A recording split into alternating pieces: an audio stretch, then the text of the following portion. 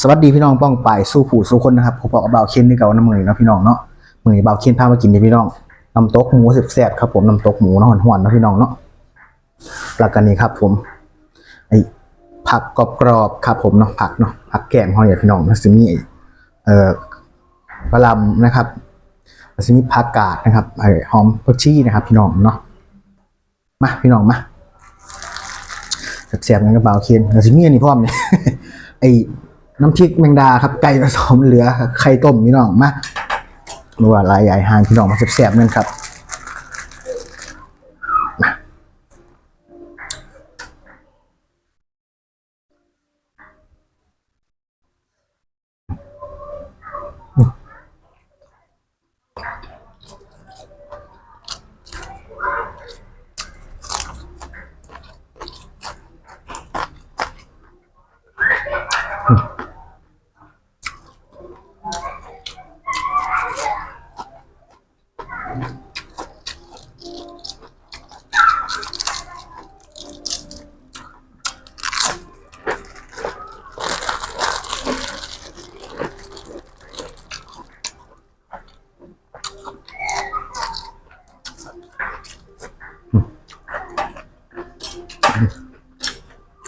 จำพริกแมงดาหน่อยพี่น้องแซ่บเนาะ